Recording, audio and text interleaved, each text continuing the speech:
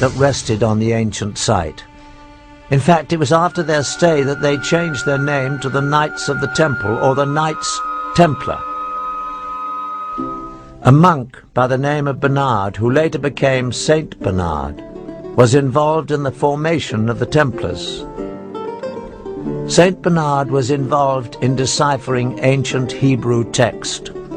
Bernard, although in many ways a very worldly person, was also very spiritual in ways that are quite odd for his time. He was very much into the feminine side of religion, very much into the Black Madonna cults of particularly of the south of France, which are very kind of mysterious, almost pagan.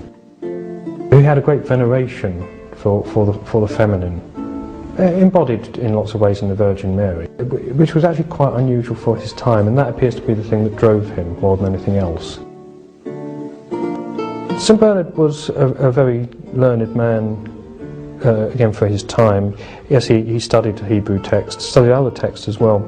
It could well be something that he found in there that gave these people the idea that there's something worth having in Jerusalem. It's speculative, but it's a good speculation. It seems a very logical thing. You have people studying these old documents who suddenly want to get their people to some of these old places mentioned in these documents. They're looking for something. Personally, I honestly don't know what it was they found, except that people considered it important. Nobody knows for sure. Whatever it was, nobody knows where it went. And it's a real mystery. But there's no shortage of theories, any of which could be correct. Documents, Ark of the Covenant, Holy Grail, whatever that is, but they certainly had their secret. A very old text records the find. We repaired to the secret vault and let down one of the companions as before. The sun at this time was at its meridian height, the rays of which enabled him to discover a small box or chest standing on a pedestal, curiously wrought and overlaid with gold.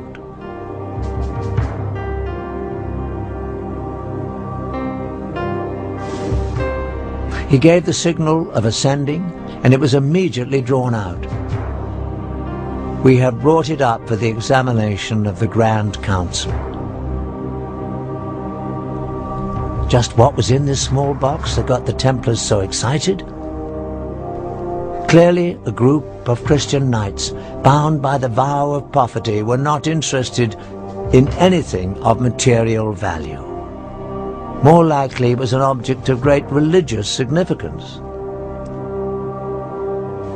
To this day, we still do not know exactly what the Templars found in the secret vault.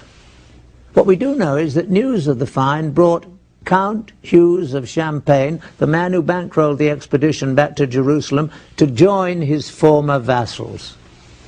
Once there, he immediately gave up all his worldly possessions to serve under them, as one of the Knights Templar.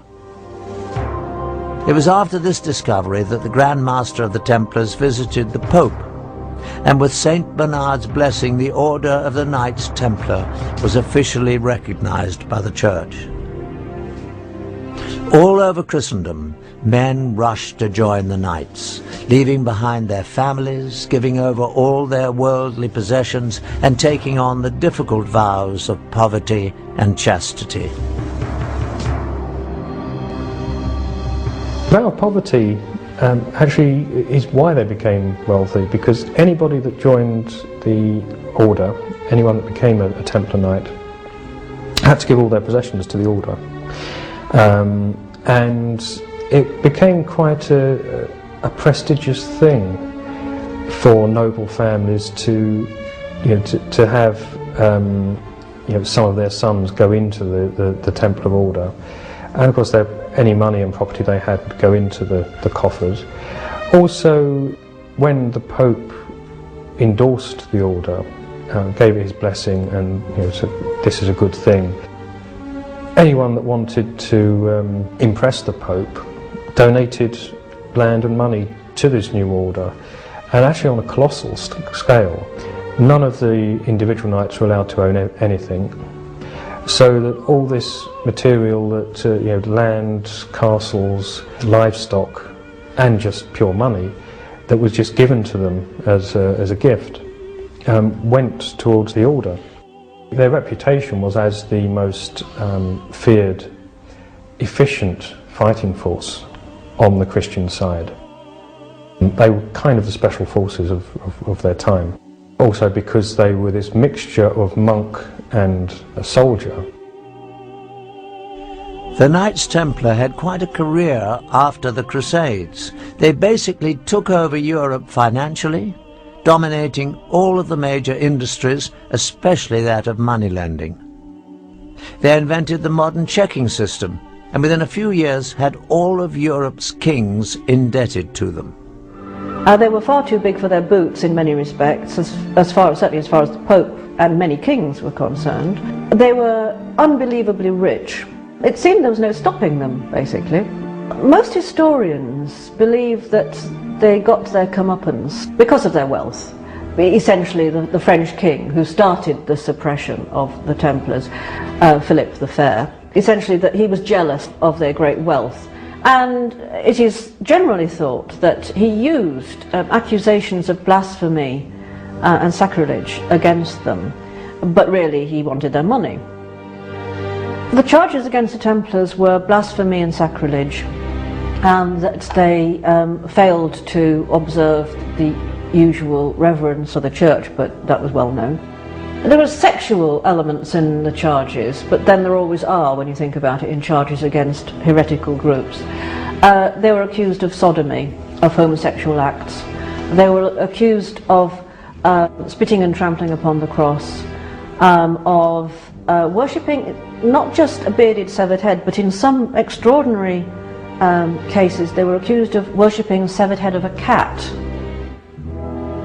The Catholic Church got the confessions that it needed to suppress the Templars. On Friday the 13th, 1307, the Pope officially disbanded the Order of Knights. Their Grand Master was burned at the stake.